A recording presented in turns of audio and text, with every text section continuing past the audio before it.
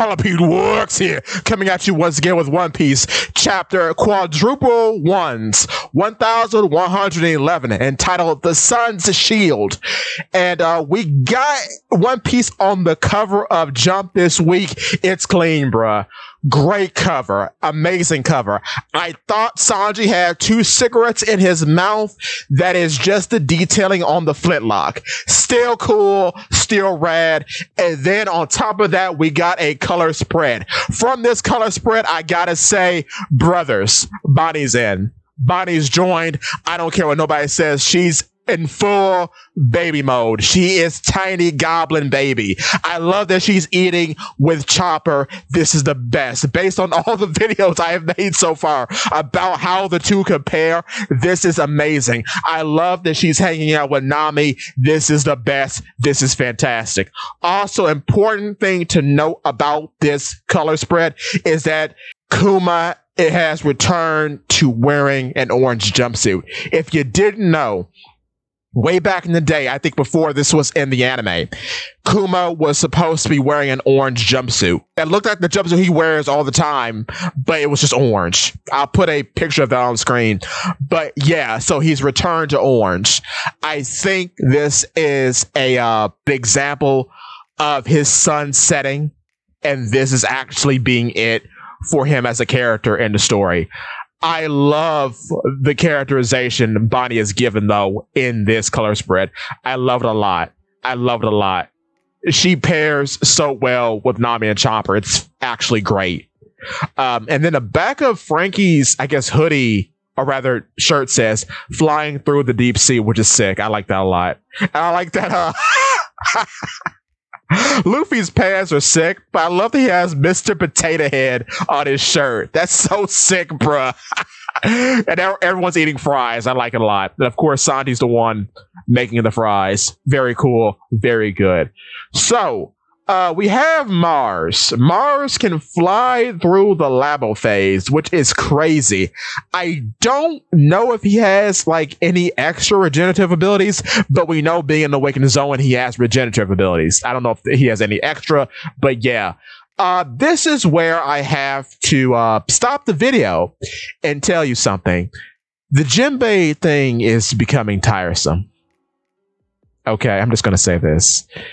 And I'll tell you why. It's because throughout all these chapters, he does not have any characterization. The fact that I argued with people for over 10 years and I said, Jinbei, if he joins the crew, is going to feel like a babysitter. What does he do in this chapter? He pulls Zoro away from the fight with Rob Lucci like an impotent child. This is not funny. This is bad on Zoro's part. This is a characterization for Jinbei. Because what's the joke here? That Zoro's immature? I don't get it. And this isn't really establishing any characterization between Zoro and Jinbei. It's just him being annoyed with the situation like he always is. He doesn't have a range of emotions. This doesn't tell me anything about Zoro and Jinbei's relationship. He's just there doing stuff. It doesn't give me any sort of depth of his character. I absolutely despise it. But I was a bit right, getting back on track, I was a bit right about how Lucci was not going to fall. I saw the spoilers after I made those 2 videos. So I was surprised to see how on track I was. And even though he reverts after Jinbei creates a smokescreen, it seems as though he does so willingly. And this is where we see that Mars is very corporate. And after he receives what he needs to get from his employee, he simply says, oh, well, I can't honor your requests. It's kind of hard to distinguish between insects when you're trying to exterminate an entire hive, which is a crazy line. Absolutely insane line. I like how Lucci is keeping us in time with the transpiring of events, because he says that we have 6 minutes before the message goes off, which is good. But yeah, he's interesting. Kaku is injured and he cares about him, which we kind of get that from the cover story way back in the day. But I like that this is really characterization for Rob Belushi. Even though he has lost, Zoro has beaten him, it's just interesting to see that he's getting character in this moment. I like that a lot. That's cool. That's cool. I like that immensely. I have to talk about this now. Okay, so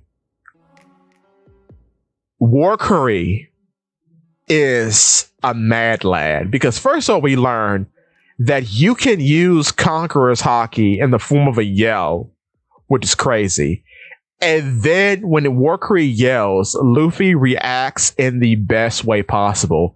His eyes, the ruffles from his pants, his shoes, and the scar on his face and the scar on his chest fly over his body as he was reacting to War Curry's expression of Conqueror's Haki.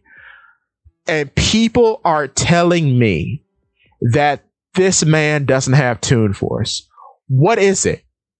No, seriously, I love the gag, but people coming down saying that this is anything other than Toon Force, I'm sorry. It's ridiculous. This is Toon Force. The fact that the ruffles from his pants fly off, as well as the scars from his body. What else could this be, bro? This is immaculate. But what gets me too is that after the cry of Haki has transpired, Luffy sticks his chest scar back on like a sticker, bruh. You can see some of it like is folded over, so he has to straighten it out. That's crazy. And then he has a scar under his eye in his hand. That's great. That's actually amazing. I love that a lot. I love that. What's also crazy too is that War Curry, being a pig, can do a double backflip in the air and turn his tusks into swords. Now, this reminds me of a bunch of powers that we've seen in One Piece throughout the years. We've seen it with Mr. One with the dice fruit, and now with S-Hawk. We've seen it with Baby Five with the arms on fruit. We've seen it with the snip fruit with Inazuma, with him turning his hands into scissors. So it's crazy to see this level of transformation in a Zoan fruit, because I don't think we've seen that with Zoans just yet. From my mythical ability, I don't think we've seen that yet. I'm trying to remember if anything has been like that. It's mostly just been expressions of power, but not transforming literally into an object. Like we've seen Nesjuro pull out a sword from somewhere after he transforms to his hybrid state, but never turning a part of your body into a weapon. So I think that's really cool for War Curry. And I wonder if that's just the ability of this pig zone, of the Hoki fruit, whatever it may be. Because, yeah, we've never had a pig devil fruit, which is weird to think about. But yeah, there has been no, like, pig fruit, period.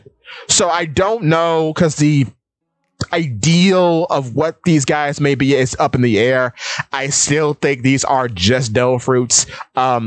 The matter of them being immortal does come up, which I'm more so leaning to them having the op fruit in their possession for a long time. They just train doctors from maybe way back when to give them the immortal surgery, because that's the only Chekhov's gun that we have that suggests that why they're immortal. I don't think it's a fruit thing, though it could be a fruit thing, seeing as how Devil fruits integrate themselves so deeply into the biology of a person. It could just be a point in which you awaken so far that you become a concept that cannot expire. Because, especially like, I think if you're a mythical Zoan too, because a mythical Zoan, from what we know, from what Vegapunk tells us, a mythical Zoan, as I understand it, isn't like what Lucy is. It isn't like what X-Drake is. It's not an animal that has the potential to pass, nor is it an animal who is extinct. Mythical Zoans, on the whole, are purely conceptual. from what we've seen. So it would make sense that if you awaken your mythical zone fruit to such a degree, you can unlock immortality, because you technically are not fully a biological being anymore. You are now a conceptual being that was once a biological being, if that makes sense. Because looking at like all the Gorosei being yokai, looking Luffy being Nika, these are all conceptual things. These are not real beings or real animals that exist. That's been like sort of a very hardline stance that's been present in One Piece a lot. The beings that the mythical Zoans are based off of are purely hearsay and legend. They are the thoughts and dreams of people that have now culminated into a physical fruit. And then once you eat that fruit, you can then become this legendary being. But in becoming a legendary being, if you push that power all the way to its natural conclusion, I guess you could say you too become conceptual. You too fully become the legend. And therefore you are now beyond the concept of mortality. You don't necessarily need to expire or pass, because the concept itself does not know the idea of expiring or passing. At least that's what I'm getting from this whole mythical explanation thing, or this whole Gorosei thing, if that makes sense. But yeah, Warcree can turn his tusks into swords, and that's cool. Now, this is a part that I've seen a lot of discourse online about. And I knew this was coming, but I thought, hey, this is kind of stupid. No one's going to actually say this out loud. But it happened. So, Saturn spits out some poison bullets, right? In the time that he does this, which kind of proves that this is a faster than light feat, Luffy grabs a palm tree, gnaws on it like a cartoon beaver. If you remember Angry Beavers from back in the day, gnaws on it like a cartoon beaver, manifests paint out of nowhere along with a baseball hat, paints the baseball bat, monograms it with his number as well as the hammer with his number 56, because, you know, Gomu 5 and 6. He monograms all of it and bats all the poison bullets back, which are highly explosive bullets that create nuclear explosions as they land, with full mushroom clouds and everything else. Now, that's crazy that Saturn has that much power, that Saturn himself is a full Buster Call. That's wild, okay? But what people are saying is that this is not Toon Force. The whole manifesting paint out of nowhere, that's not Toon Force, that's Haki. And the helmet is Haki. It's not. Come on, dog. Come on, man. Be serious. Come on, dog. People have been saying this, and I just sit back and I put my head in my hands and I weep. When are we going to get over that Luffy has Toon Force? I cannot believe people are saying that. He just manifests paint out of nowhere, just like the goggles. The goggles weren't Haki. The goggles were Toon Force. It's all Toon Force. Bruh. This is not a hard concept to grasp. It really isn't. He just has Toon Force now. And when the anime comes, the bat's going to be probably painted red, because that's Luffy's color. His color is red. I don't know. I actually don't know. I don't know, because people, for some reason, don't like the idea that Luffy has Toon Force and he has matter creation. Not even matter manipulation. It's full on matter creation, because turning your hair into rubber and glass, and that's not rubber power either. I've heard that too.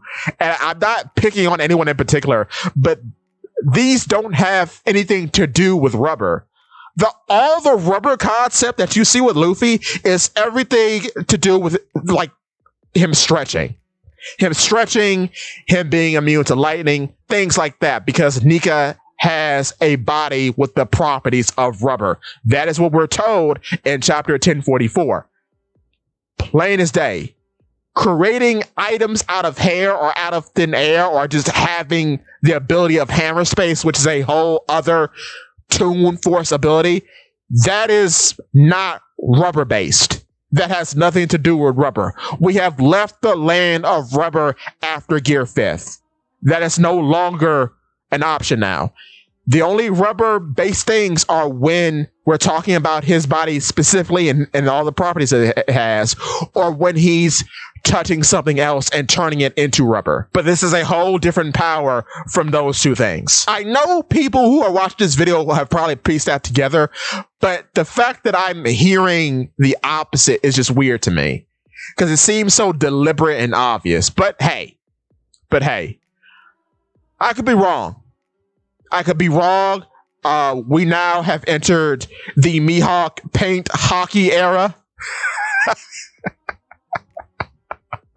where Luffy has learned to paint his weapons black to make them stronger. But I digress.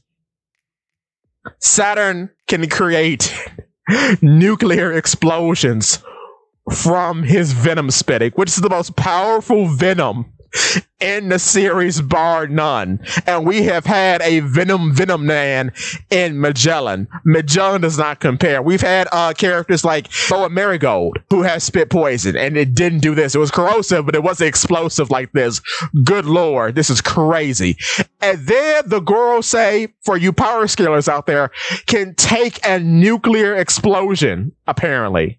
An explosion powerful enough to generate a mushroom cloud they can take full on and just regenerate from, which Luffy takes full umbrage with and says, they don't go down, they keep coming back. This is so annoying. Fantastic.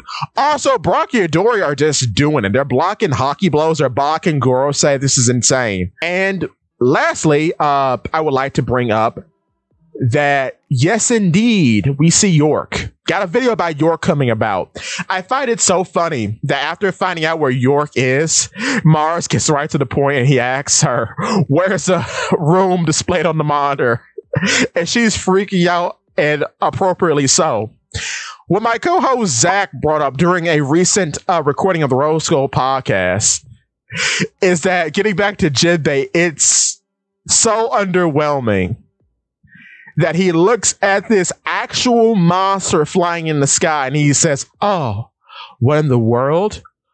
This hockey is unreal. That feels like such a shonen trope. Like, it's like, it feels like a joke in itself, and I know it's not. I know it's taken absolutely seriously. To ignore the giant freaky bird in the sky to comment on its hockey. Huh? How does that make sense? How is that real? How is that a reaction for a person to have? Everyone else has a believable reaction. Lucci's freaking out. Lucci's stone-faced, stone-cold killer is actually a bit shook up that he is approached by a giant yokai bird who is addressing him by his proper designation. Rob Lucci of Cyberpole Ages 0. Where is York? Like, that alone is crazy and terrifying, especially seeing how Rob Lucci is not taking to it too well, but tries to gain his composure. That's cool. That's cool. That's amazing. What Jinbei does is very almost unrealistic. And I guess it's supposed to be a joke too, that Jinbei goes from using the hover boots to fly to just running later on. Is that a joke? Is that a prank? Is that a gag? You go from floating to running, which is kind of the antithesis of what you were trying to get Zoro to do. You are floating at a leisurely pace as opposed to running. And your running speed is faster than your flow speed with these boots. Somebody explain the plot to me. I'm losing it. Anyway, so many people have been correct. I've been a bit mean about it in the past, and I apologize. But yeah, Kizaru is having a bit of a hard day at work. He has not been jazzed about the acts that he's had to commit. And he says that his wounds are deep. And by that, he means his mental wounds, his emotional wounds, because of the acts that he had to commit this day. Kicking a child, putting his nephew on absolute blast. That fight against Sitomaru was brutal. And then he has murdered Vegapunk. So all those things kind of culminate together in a very bad time for Kizaru himself. On top of that, to end things off, we have the giant suit of armor actually standing up from Vegapunk's wreckage pile and apologizing to Joy Boy. Now, what does this mean? This could possibly be a run back to something like Zunisha, because we know Zunisha 2 responded to the drums of liberation. So the robot could be powered by the vibrations generated by the drums of liberation.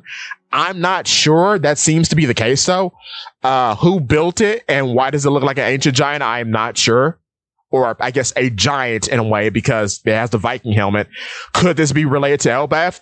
Could be, because we see giants from Elbath in this arc. So it could be an inspiration from Elbath. Don't know. Because it's very interesting that this looks like a armored warrior who would be from Elbath. Not sure.